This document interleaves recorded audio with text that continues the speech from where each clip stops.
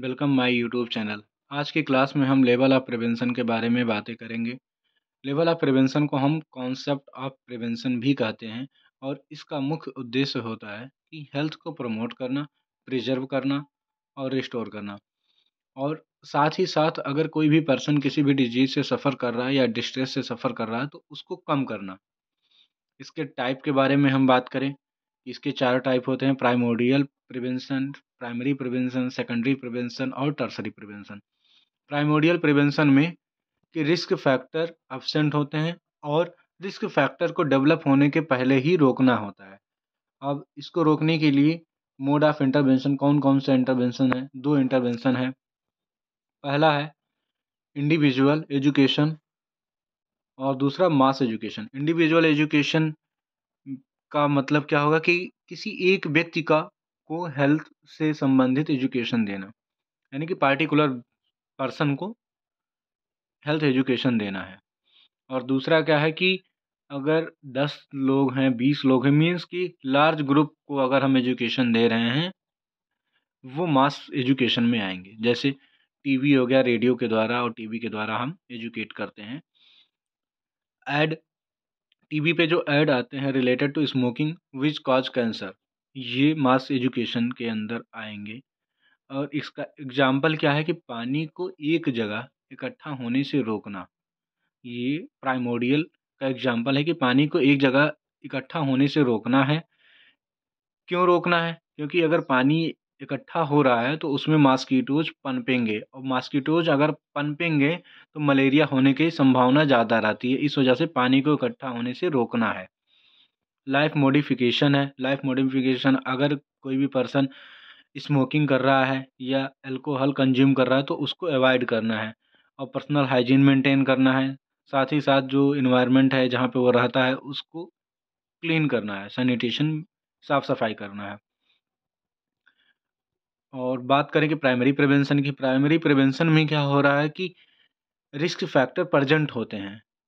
Action taken prior on the onset of disease which remove the possibility that a disease will ever occur. Means कि अगर disease होने के पहले risk factor तो present है, but disease होने के पहले ही उससे हम प्रिवेंट करते हैं कि डिजीज़ ना हो। इसके 2 इंटरवेंशंस हैं। पहला क्या है? हेल्थ प्रमोशन, दूसरा है स्पेसिफिक प्रोटेक्शन। हेल्थ प्रमोशन में आएगा हेल्थ एजुकेशन देके हेल्थ को प्रमोट किया जा सकता है। और न्यूट्रिशन, न्यूट्रिशन में बैलेंस डाइट से संबंधित बताएँगे कि बैलेंस डाइट लेना है, प्रॉपर रेस्ट एंड स्लीप लेना है, आराम करना है और सोना है। एक्सरसाइज़ बताएँगे कि एक्सरसाइज़ से बॉडी का जो स्ट्रेंथ होता है वो इंक्रीज़ होता है और डिजीज़ होने के चांसेस कम हो जाते हैं। स्पेसिफिक प्रोटेक्शन में हम देखते हैं वैक्सीनेशन, वैक्सीनेशन इम्यूनाइज़ेशन में हम यूज़ करते हैं। प्रोफाइलैक्सिस का यूज़ हम कीमो प्रोफाइलैक्सिस में हम करेंगे और सप्लीमेंट्स ऑफ विटामिन है उसका हम देते हैं। ये सब स्पेसिफिक प्रोटेक्शन में आएँगे। कॉन्ट्रासेप्शन, कॉन्ट्रासेप्शन जो होगा वो एसटीडी हो गया, एचआईवी हो गया, वेनेरल्स डिजीज़ जो भी हैं डिजीज़ इस तरीके के, उससे प्रिवेंट करने के लिए कॉन्ट्रासेप्टिव का यूज़ होता है।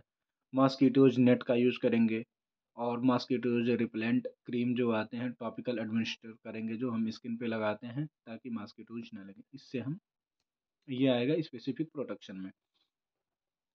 Prevention of road traffic accident, जो रोड ट्रैफिक एक्सीडेंट होता है उससे हम प्रिवेंट करेंगे, हेलमेट का यूज़ करेंगे, सीट बेल्ट का यूज़ करेंगे।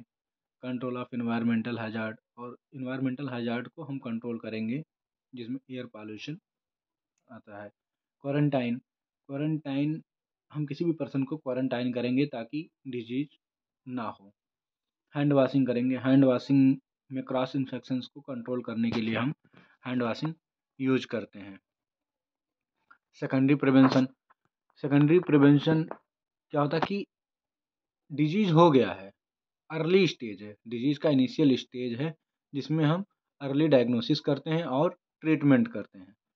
इसके 2 इंटरवेंशन हैं, अर्ली डायग्नोसिस और ट्रीटमेंट। अर्ली डायग्नोसिस के अंदर डायग्नोस्टिक टेस्ट आएगा जिसमें रेडियोलॉजिकल और लेबोरेटरी टेस्ट आएँगे। रेडियोलॉजी में एमआरआई, सीटी स्कैन आएँगे और लेबोरेटरी टेस्ट में आएँगे CBC, LFT, KFT, etc. Screening test screening test में ब्रेस्ट सेल्फ एग्जामिनेशन आएगा, testicle examination and pap smear test आएगा। अदर केस फाइंडिंग प्रोग्राम्स भी सेकेंडरी प्रिवेंशन के अंदर आएँगे। और साथ ही साथ ट्रीटमेंट की बात करें तो ट्रीटमेंट में मेडिकल ट्रीटमेंट जो कि दवाइयों के द्वारा सही की जाती हैं या किसी सर्जरी को परफॉर्म करके सही की जाती हैं, ये मेडिकल और सर्जिकल दोनों सेकेंडरी प्रिवेंशन में आएँगे। ओरल कॉन्ट्रासेप्टिव पिल्स का यूज़ करते हैं, पीसीओडी की कंडीशन में ये भी आएँगे। बीसीजी वैक्सीन का यूज़ करेंगे, early stage of bladder cancer में हम यूज़ करते हैं। और आइसोलेशन ऑफ पेशेंट पेशेंट को आइसोलेट करेंगे। आइसोलेशन और क्वारंटाइन दोनों अलग-अलग हैं। आइसोलेशन में रिस्क फैक्टर प्रेज़ेंट हो गया, डिज़ीज़ हो चुकी हैं, तब हम आइसोलेट किए हैं। और क्वारंटाइन में रिस्क फैक्टर एब्सेंट है कि होने के चांसेस हैं, इस वजह से उसको अभी आइसोलेट क्वारंटाइन किए हैं। Health program initiated by government के द्वारा जो भी हेल्थ प्रोग्राम्स चलाए जाते हैं, वो आएँगे। साइकोथेरेपी आएगा इसी में। और लास्ट वन देखते हैं टर्सरी प्रिवेंशन। टर्सरी प्रिवेंशन में कि डिजीज़ हो चुकी है, डिजीज़ फैल चुका है, वो आएँगे। और क्या होता है कि टू रिड्यूस इम्पेयरमेंट, जो इम्पेयरमेंट हो जाने की वजह से लॉस हो जा रहा है और डिसेबिलिटीज़ हो जा रही हैं। अगर डिजीज़ हो चुका है जिसकी वजह से डिसेबिलिटीज़ कॉज़ कर गया, तो हो जाते हैं। अब इसमें 2 इंटरवेंशंस होते हैं, टर्सरी के 2 इंटरवेंशन हैं। मोड ऑफ इंटरवेंशन 2 हैं। कौन-कौन सा? डिसेबिलिटी लिमिटेशन और रिहैबिलिटेशन। डिसेबिलिटीज़ में पोलियो हो गया है किसी भी पर्सन को, आएँगे। और प्रोस्टैटिक्स आफ्टर एम्पुटेशन होगा, फिजियोथेरेपी इन पोलियो के दौरान अगर किसी भी पर्सन को पोलियो हुआ है तो फिजियोथेरेपी का यूज़ करते हैं, वो आएँगे।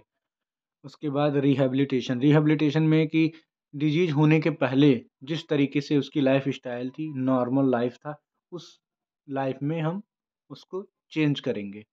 और ये चेंज किसके थ्रू करेंगे? ट्रेनिंग के थ्रू करेंगे या थेरेपी के थ्रू हम करते हैं, या इलनेस है तो उससे हम सही करेंगे। यानी कि जो पहले जिस तरीके से था उसी तरीके से उसको वो अपना जो भी वर्क करता था, हेल्दी था पहले, तो हेल्दी की तरह रहेगा। और Parkinson's disease, multiple sclerosis and cancer, ये सब टर्सरी प्रिवेंशन में आती हैं।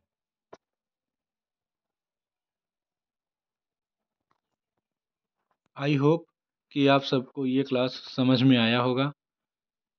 अगर कोई भी क्वेरी इस क्लास से संबंधित है, तो कमेंट बॉक्स में अपने कमेंट ड्रॉप कर दीजिएगा। और जो हमारे चैनल पे नए हैं, वो चैनल को सब्सक्राइब कर लें। साथ ही साथ प्रेस द बेल आइकन, ताकि उनको लेटेस्ट वीडियो के नोटिफिकेशन मिलती रहें। और लाइक, शेयर, कमेंट करना ना भूलें। मिलते हैं अगले वीडियो में। जय हिंद, जय भारत।